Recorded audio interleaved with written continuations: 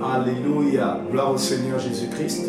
Je vous salue maintenant. Je ne sais pas à quel moment vous allez suivre ce message. Je vous dis bonjour ou bonsoir. Tout dépend de l'heure à laquelle vous allez suivre ce message. Alors je suis le prophète Josaphat Kinyumi Kiambungu, visionnaire de l'église de la Cité des Merveilles internationale. Je suis le fils de l'évêque David Oyedepo de la Chapelle des Vainqueurs internationale, d'où j'ai servi sous la bannière de la Chapelle des Vainqueurs pendant beaucoup d'années.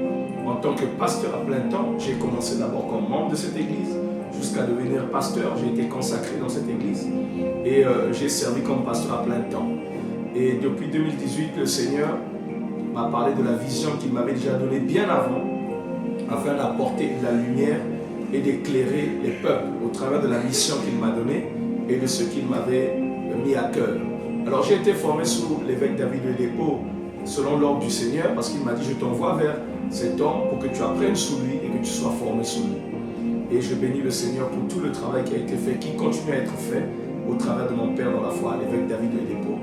Et j'ai été formé aussi par le docteur Daniel Olokoya de la montagne de feu et des miracles, un grand et puissant homme de Dieu qui est spécifiquement dans le combat spirituel et dans le ministère de la délivrance, où j'ai appris beaucoup de choses. Et je bénis le Seigneur pour la vie du docteur Olokoya. C'est grâce à lui aujourd'hui que des messages comme ce que je vais vous partager aujourd'hui, je les ai appris au travers de la formation et au travers de beaucoup de révélations venant du Seigneur lui-même. Parce que quand la formation arrive dans la vie d'une personne, c'est là où Dieu peut révéler beaucoup de choses à cette personne. Et aujourd'hui, nous allons parler d'un cas très particulier. Alors, que Dieu vous bénisse. Nous allons prier avant que je commence le message. Père éternel, Dieu Tout-Puissant, Seigneur, merci encore pour le souffle de vie qui a été renouvelé aujourd'hui. Merci pour cette fin d'année. Parce que la Bible déclare: tu couronnes l'année de tes biens et tes pas versent l'abondance. Seigneur, je couvre cette émission et je couvre tous les interlocuteurs avec le sang de Jésus. Tous ceux qui vont écouter ce message, tous ceux qui vont recevoir cette parole, soient couverts et protégés dans le sang de Jésus. Tu as dit dans ta parole: vous connaîtrez la vérité et la vérité vous affranchira. Par rapport au mandat et à la mission que tu m'as donnée, de briser le joug de l'ignorance qui est sur le peuple au travers de la prédication de la parole de connaissance. Seigneur, apporte de la lumière, de la connaissance à ceux qui sont encore dans les ténèbres, et que ce message puisse marquer la vie de tout un chacun qui va recevoir ce message. Merci Seigneur, je bénis ton nom, au nom de Jésus. Amen. Alors, le message d'aujourd'hui est très important, c'est un message très particulier que le Seigneur m'a donné et que plusieurs personnes m'avaient déjà demandé depuis longtemps d'annoncer ce message très particulier. Aujourd'hui, nous allons parler sur dévoiler les pouvoirs de la sorcellerie. C'est ce message qui sera annoncé aujourd'hui. Alors, je vous rappelle que notre émission s'appelle l'heure de la réparation. Pourquoi la réparation? Parce que Dieu est décidé à réparer les vies de plusieurs personnes au travers de la connaissance de la vérité. Parce qu'il a dit: vous connaîtrez la vérité et la vérité vous affranchira. Et aujourd'hui, nous parlons de ce message particulier, dévoiler les pouvoirs de la sorcellerie. Très capital, parce qu'un grand nombre de personnes, des fois, ne savent pas que leur environnement spirituel est pollué par des choses. Et il y a beaucoup de problèmes qui minent la vie de plusieurs personnes. À cause de quoi? À cause du fait que la sorcellerie est en train d'œuvrer contre la vie de ces personnes et la sorcellerie est en train de détruire les vies de ces personnes. Alors, nous allons avoir ce message en deux parties. Et aujourd'hui, c'est la première partie. Et je pense que quand vous recevrez déjà cette première partie, vous serez puissamment bénis et Dieu va vous ouvrir les yeux, la compréhension et l'intelligence. Parce que cela est très important. Alors, dévoiler les pouvoirs de la sorcellerie. Très capital. Vous devez savoir que la sorcellerie est une œuvre des ténèbres qui est très ancienne. Sachez-le. Elle n'a pas commencé d'aujourd'hui. C'est une œuvre qui opère dans les ténèbres avec lequel le diable travaille beaucoup depuis les temps anciens. Elle était au commencement, elle s'était infiltrée dans le monde depuis le jardin d'Éden. Oui, vous serez peut-être surpris d'entendre cela, mais je vais vous montrer à quel niveau le Seigneur m'a révélé comment la sorcellerie était entrée dans le jardin d'Éden. Parce que beaucoup de gens pensent que la sorcellerie, c'est simplement ceux qui boivent le sang et mangent la chair. Mais la sorcellerie, ça peut être un caractère, un comportement, une idéologie. Et aujourd'hui, vous allez comprendre que c'est bien établi et bien élargi, même des fois dans la conscience de l'homme. Donc, être sorcier ou pratiquer la sorcellerie, ce n'est pas toujours parce qu'on mange de la chair ou on boit du sang, mais c'est aussi au travers de beaucoup de choses que vous allez découvrir aujourd'hui. Alors, elle avait été elle avait commencé à s'infiltrer dans le monde depuis le jardin d'Éden, dans la vie des premiers hommes, dans la vie de Adam et de Ève. Et vous allez observer quelque chose de très important parce que nous allons marquer un accent sur certains versets. Genèse chapitre 3, le verset 1 à 6. Très, très important. Quand on regarde dans Genèse chapitre 3, le verset 1 à 6, en lisant, nous allons comprendre que beaucoup de choses s'étaient passées. D'abord, la première des choses à savoir, c'est qu'il y avait un arbre précieux que Dieu avait mis au milieu du jardin. Et cet arbre, il est écrit que quand Satan est venu tenter Ève, il lui a dit quelque chose de très particulier. Mais l'arbre qui était au milieu du jardin était un arbre très précieux. Il y en avait deux. Il y avait l'arbre de la connaissance du bien et du mal, et il y avait l'arbre de la vie, des fruits de la vie éternelle. Maintenant, quand on regarde Genèse chapitre 3, le verset 1, je vais lire jusqu'au verset 6. Le serpent était le plus rusé de tous les animaux des champs que l'Éternel Dieu avait fait. Il dit à la femme, Dieu a-t-il réellement dit que vous ne mangerez pas de tous les arbres du jardin? Ça, c'est ce qu'il dit. Parce qu'il avait observé la femme et l'homme et il avait constaté qu'il y avait quelque chose qui se passait. Il avait constaté que l'homme et la femme touchaient à tous les arbres du jardin, mais il remarquait qu'il y avait un arbre en particulier, ou deux arbres qui n'étaient pas touchés. Alors, la femme répondit au serpent, nous mangeons du fruit des arbres du jardin. Mais quant au fruit de l'arbre qui est au milieu du jardin, Dieu a dit, vous n'en mangerez point et vous n'y toucherez point, de peur que vous ne mouriez. Alors le serpent dit à la femme, vous ne mourrez point.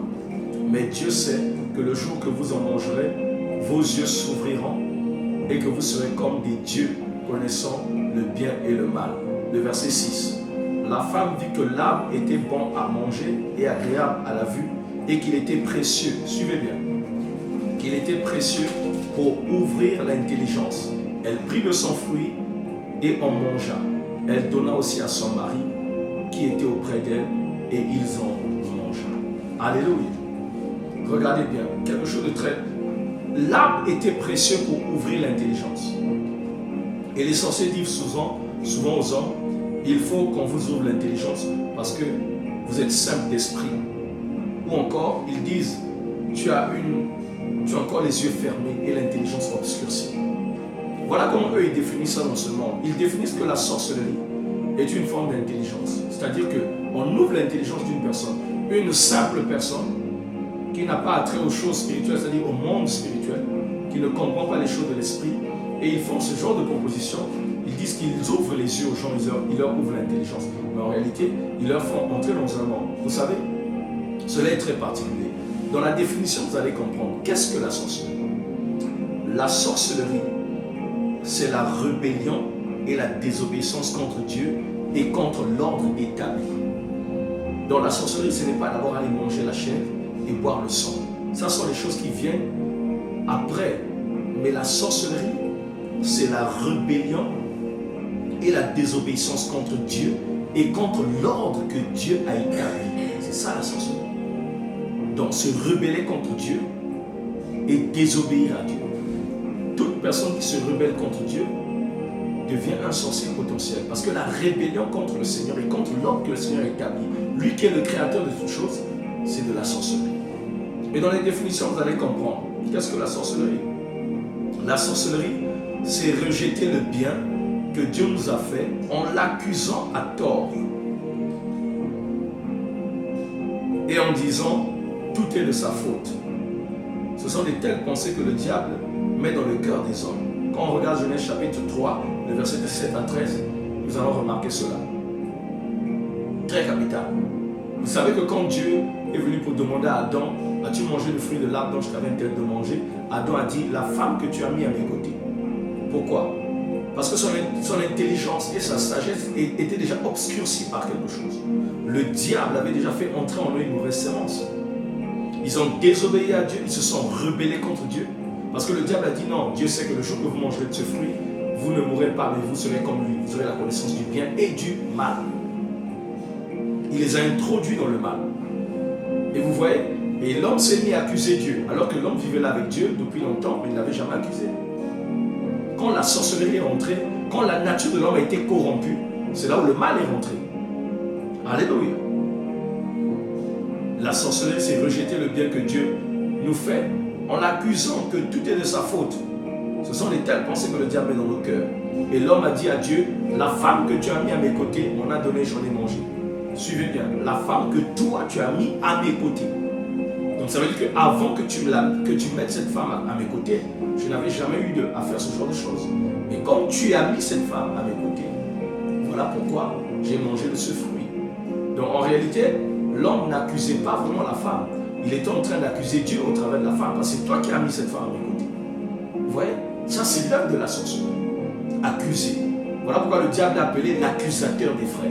Et on va voir ça tout à l'heure. Donc rejeter le bien que Dieu fait pour nous tout en l'accusant que tout est de sa faute. S'il y a des malheurs dans le monde, c'est à cause de lui. S'il y a des problèmes, c'est à cause de lui. Ah bon? Dans la vie que nous avons reçue gratuitement, que nous n'avons pas payé, ça ce n'est pas une bonté. Waouh! Quelle ingratitude nous les hommes nous avons envers Dieu. Il est le Tout-Puissant, il aurait pu vivre dans le ciel avec ses anges dans son royaume, sans pour autant créer l'homme. Est-ce qu'il était dans l'obligation de le faire? Est-ce que Dieu pourrait exister à besoin de l'homme? Non. On l'appelle l'Éternel. Il n'a ni commencement de jour ni fin de jour. Voilà pourquoi il l'appelle aussi Alpha et Oméga. Ça veut dire qu'il n'a pas besoin de l'homme pour vivre. Il n'a pas besoin de l'homme. Pourquoi? Mais pourquoi dire à Dieu, la femme que tu as mis à mes côtés, l'accuser que c'est lui qui l'a fait? C'est là où la sorcellerie est. Le mal, la corruption du genre humain. La nature divine qui était en l'homme avait été corrompue parce qu'il avait désobéi à Dieu. Il s'est rebellé contre Dieu en écoutant qui le serpent qui était le diable. Parce que lui, il est le premier à avoir désobéi. Nous allons voir ça tout à l'heure. Alors qu'est-ce que la sorcellerie? Encore une définition. La sorcellerie, c'est lorsque vous acceptez d'être séduit par le mal. Exemple, Adam et Ève. Quand Adam a dit que c'est la femme que tu as mis à mes côtés qui m'a donné du fruit, j'en ai mangé. Vous savez, Dieu a demandé à la femme, pourquoi tu fais cela? Vous savez quelle était la réponse de Ève? Elle a dit, le serpent m'a séduite et j'en ai mangé. Le serpent m'a séduit, pardon, et j'en ai mangé. Donc la sorcellerie, c'est lorsque l'homme accepte d'être séduit par le mal. Elle avait accepté la rébellion, elle a accepté cette séduction. Et voilà comment elle a entraîné son mari dans la chute aussi. Et tous les deux sont tombés sous la séduction du diable. Et elle a bien dit que c'est lui le serpent qui m'a séduit. Et le serpent ancien dont on parle dans la Bible, c'est le diable. Alléluia. La sorcellerie, c'est la convoitise et la méchanceté qui pousse à vouloir faire le mal, à tuer, à détruire et à renverser l'ordre établi. Le mal, à renverser l'ordre établi. Vous savez, vous allez voir le diable ce qu'il a fait dans Ésaïe 45. Parce qu'il est la première personne à s'être rebellée et à amener la rébellion sur la surface de la terre. Quand l'homme a été créé, l'homme n'était pas dans la rébellion. Vous voyez que l'homme obéissait à Dieu. C'est quand il est venu apporter ces idées obscures que l'homme est rentré aussi dans la danse. Quand on regarde Ésaïe 14, regardez l'œuvre du diable. Je vais vous lire Ésaïe 14, le verset 12 à 15. Regardez ce qu'on dit sur Satan. Te voilà tombé du ciel, astre brillante. Parce que Lucifer, ça veut dire astre brillante. C'est ce que son nom voulait dire à l'époque. Te voilà tombé du ciel, astre brillante, fils de l'aurore. Tu es abattu à terre, toi le vainqueur des nations. Waouh! Écoutez la suite, c'est très capital. Tu disais en ton cœur, je monterai au ciel. J'élèverai mon trône au-dessus des étoiles de Dieu. Je m'assierai sur la montagne de l'assemblée à l'extrémité du septentrion. Je monterai sur le sommet des nuées. Je serai semblable au Très-Haut. Waouh! Mais la Bible déclare, mais tu as été précipité dans le séjour des morts, dans les profondeurs de la fosse. Donc il avait organisé une rébellion dans sa convoitise. Il a voulu usurper le trône et le titre de Dieu pour devenir Dieu Tout-Puissant. Alors qu'il a été créé. Donc la créature a voulu supplanter et renverser le Créateur. Regardez d'où l'idée est venue. C'est comme ça que la sorcellerie est venue. La sorcellerie, c'est un pouvoir maléfique, alimenté par les démons et une puissance surnaturelle maléfique, qui est transféré dans les vies des hommes pour servir les intérêts de Satan et du royaume des ténèbres. Donc c'est un pouvoir maléfique. Parce que le diable, pour se rassurer qu'il ait de la domination et de la puissance, il faut bien qu'il y ait un pouvoir qui alimente son royaume. Voilà pourquoi le royaume des ténèbres est alimenté par ses pouvoirs. Vous allez constater du satanisme, de la magie, mais encore très répandu la sorcellerie. La sorcellerie est un pouvoir qui fait partie du monde des ténèbres. C'est une puissance que le diable manifeste au travers des connaissances qu'il a prises. Et n'oubliez pas que le diable n'est pas un être fait de chair. C'est un être spirituel. Il a un corps spirituel. Donc ça veut dire qu'il a une puissance, parce que quand Dieu l'a créé en tant que chérubin protecteur, nous allons voir ça tout à l'heure, c'était un ange rond de chérubin, il avait de la puissance, il avait une intelligence et une sagesse, il avait des pouvoirs. Donc voilà comment il transfère ça dans les vies des hommes au travers des anges déchus et les démons qui travaillent sous lui, qui s'étaient rebellés avec lui. Il a été le premier être à se corrompre dans le mal, et il a manifesté de la sorcellerie. Satan, autrefois appelé Lucifer, a été le premier être à se corrompre dans le mal et a commencé à manifester la sorcellerie. Ézéchiel 28, le verset 13 à 16. Nous allons voir ça dans Ézéchiel. Le premier être à s'être corrompu, à être entré dans la sorcellerie, c'est le diable, c'est Satan. Dans Ézéchiel, on parle de lui et on montre comment, qu'est-ce qu'il est arrivé à se corrompre. À cause de sa beauté, à cause de son éclat, il s'est dit que lui aussi, comme il avait de la puissance et de la gloire, qu'il pouvait être semblable au Très-Haut. Ézéchiel, chapitre 28, le verset 13 à 16, regardez. Satan, à l'époque appelé Lucifer, avait le rang de chérubin protecteur.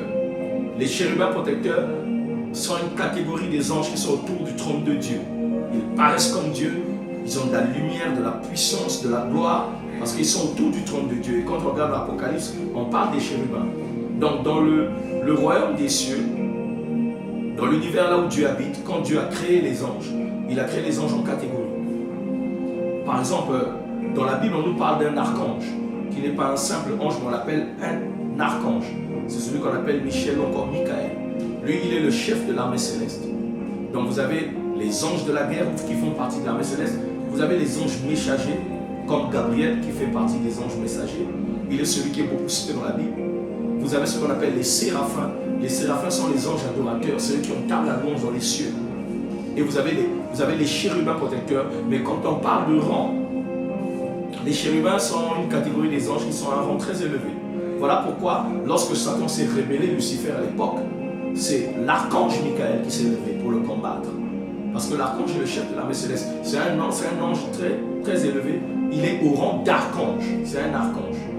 Donc un ange qui a un pouvoir, une domination et qui a une autorité au-dessus de d'autres anges. C'est pourquoi on l'appelle l'archange Michael. Et Satan, c'était un chérubin protecteur. À l'époque, on l'appelait Lucifer. Et aujourd'hui, il y a toujours les chérubins qui sont là autour du trône de Dieu. Donc il est le premier être à s'être rebellé. Maintenant, regardez où on parle de lui. C'est dans Ézéchiel 28. Je vais lire à partir du verset 13 jusqu'au verset 16. La Bible déclare: tu étais en Éden, le jardin de Dieu. Tu étais couvert de toute espèce de pierres précieuses, de sardoine, de topaz, de diamant, de chrysolite, d'onyx, de jaspe, de saphir, d'escarmot, d'émeraude.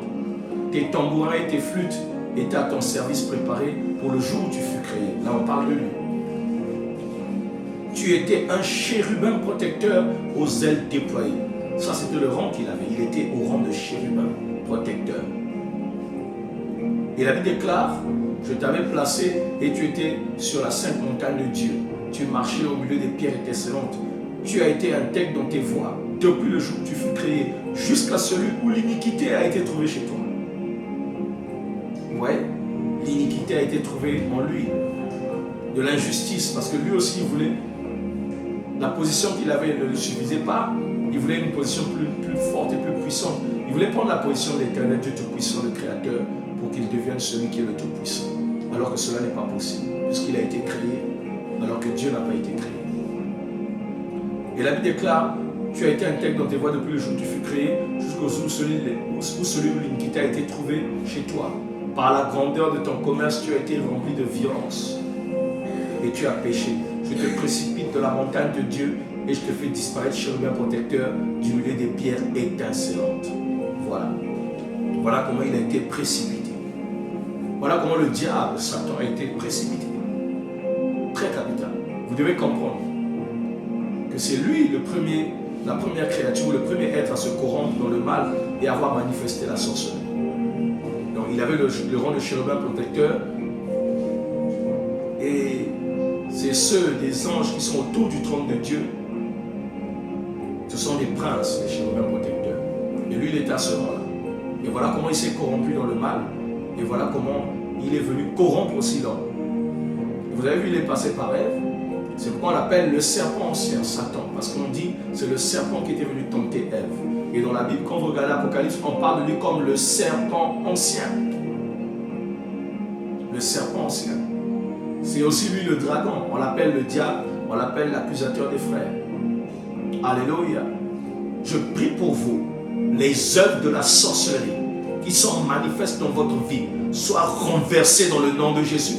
Je déclare que le feu de Dieu, que le sang de Jésus se lève contre les pouvoirs de la sorcellerie, les sorciers, les sorcières, les démons qui se lèvent contre vous au nom de Jésus.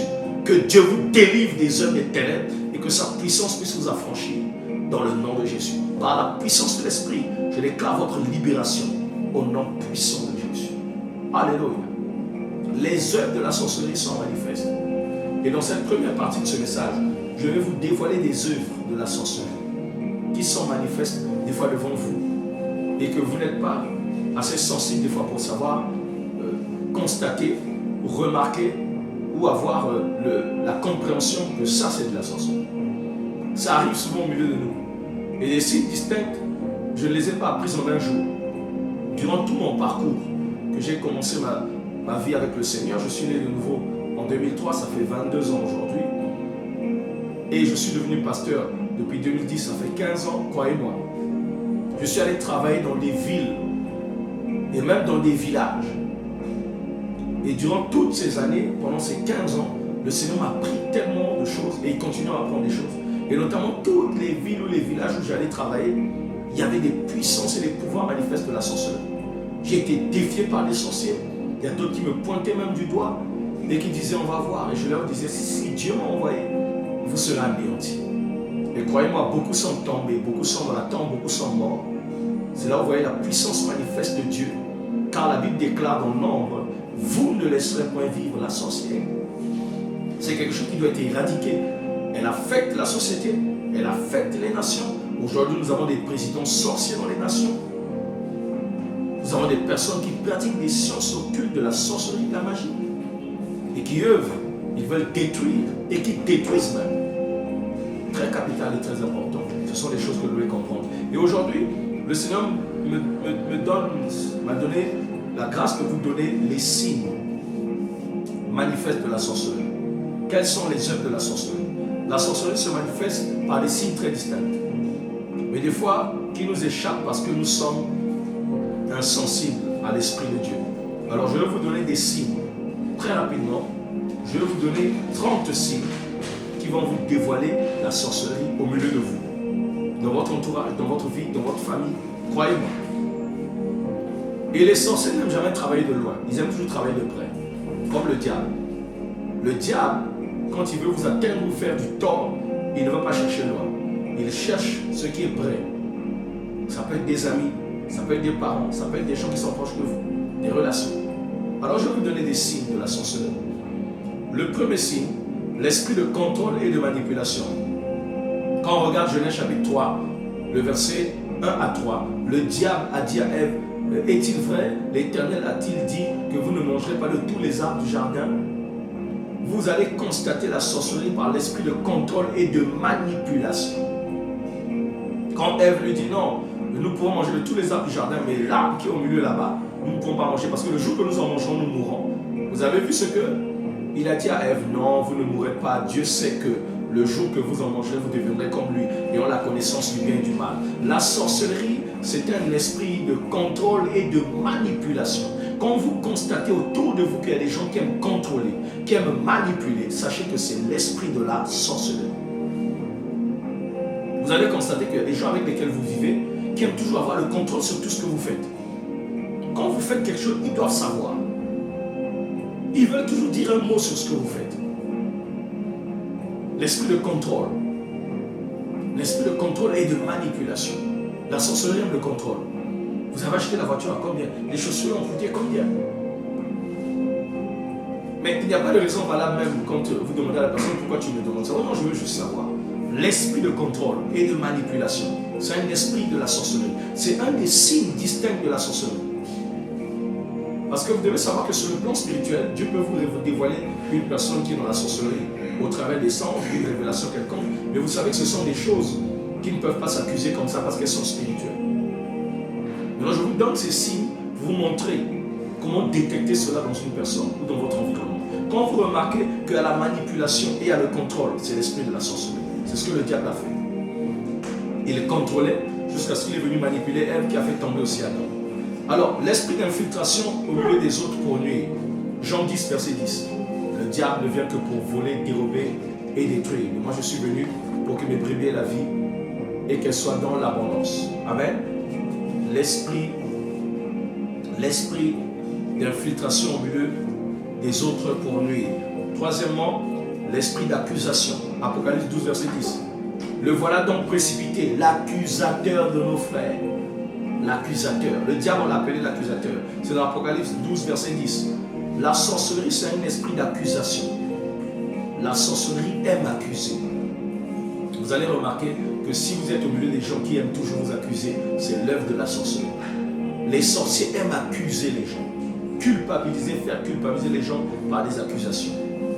Un autre signe de la sorcellerie, la haine, la convoitise et la jalousie. Ésaïe 14, verset 12 à 15, c'est là où on a vu le diable le faire. L'esprit de la haine, l'esprit de la convoitise, de la jalousie. Quand quelqu'un convoite vos amis, convoite votre femme, convoite votre maison, convoite ce que vous avez, convoite votre voiture, faites attention. L'esprit de la convoitise, c'est l'esprit de la sorcellerie. Il convoite.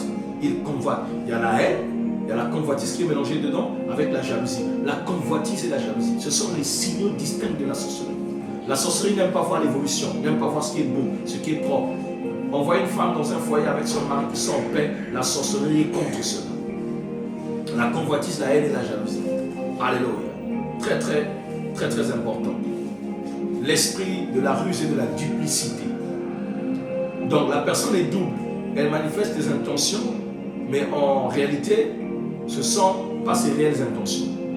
David déclare dans Proverbe 23, verset 7 à 8, « Mange et bois, te dit-il, mais son cœur n'est pas avec toi. » Il te montre quelque chose, mais en réalité, ce n'est pas ce qu'il pense. Donc voilà, ces 5 signes que je vous ai donnés aujourd'hui, parce que nous allons donc continuer dans la prochaine émission.